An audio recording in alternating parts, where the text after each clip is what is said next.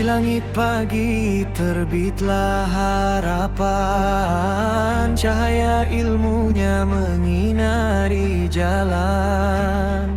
Langkah kecilmu penuh keyakinan, menuju puncak cita dan impian. Wahai insan, bangkitlah segera, janganlah kau lena dibuai dunia. Masa berputar takkan menunggu, rebutlah peluang sebelum berlalu.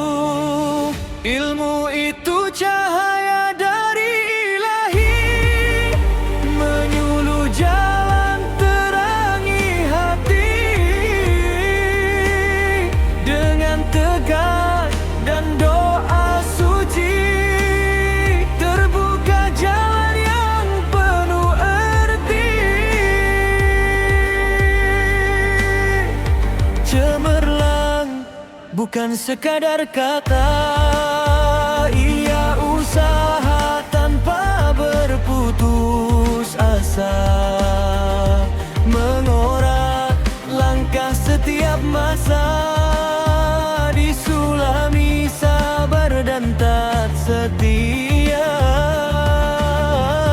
Gemilang bukan hadir sendiri, ia lahir dari hati yang berani, tempuhi payah menahan sepi, demi cita yang tinggi berdiri. Terbilang pula akhlaknya indah, adabmu dijaga, tutur pun ramah. Hormati guru, ibu dan juga ayah, itulah kunci hidup yang berkah.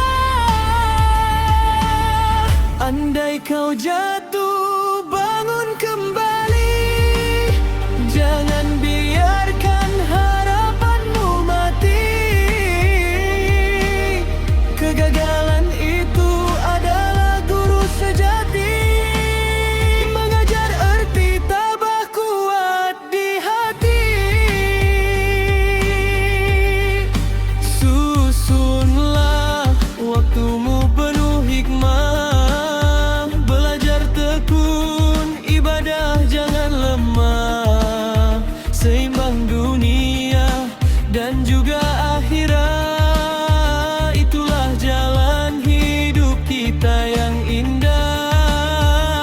Sahabat sejatimu jadi peneman, mendorong diri ke arah kebaikan. Jauhilah lalai, jauhkan godaan, fokus langkahmu capai kejayaan. Dalam sunyi kau panjatkan doa, mohon petunjuk dari Yang Esa, agar hati ini tetap terus terjaga dari riak, sombong dan juga alpa.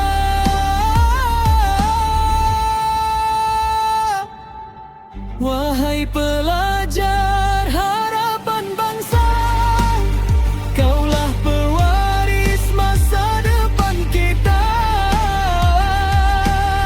Dengan ilmu dan jiwa yang mulia, bangkit bersama membina negara.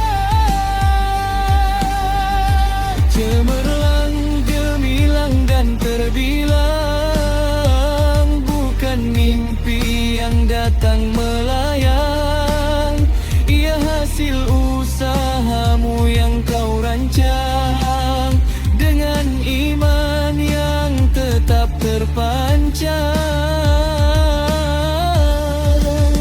Terus melangkah, jangan berhenti, walau badai datang menguji diri. Kerana kejayaan pasti menanti,